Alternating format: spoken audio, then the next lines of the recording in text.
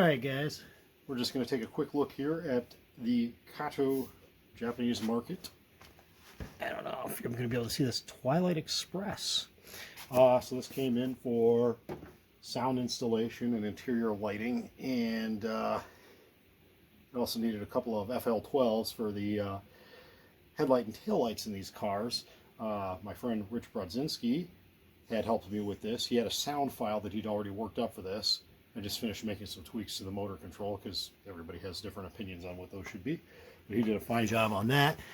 So basically what this thing is there's a power car in this consist that will take a EM13 style motor function decoder, which you can obviously use the new EM13. You can use the new EM13 replacement board from ESU 59731 board. And then the Tailcars just got standard Kato FL12 decoders that are manufactured by Digitrax, and then standard Kato light kits. Although these guys have light bars in them, so you don't actually need the light bars from the light kits because they're kind of specialized.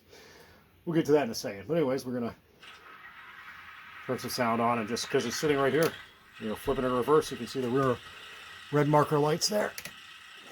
Front marker lights.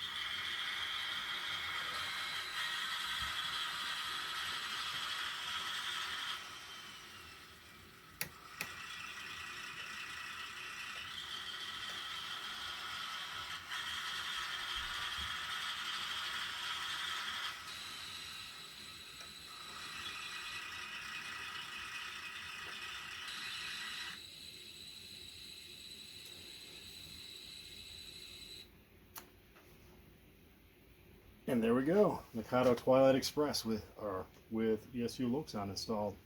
Thanks for watching. Have a great day.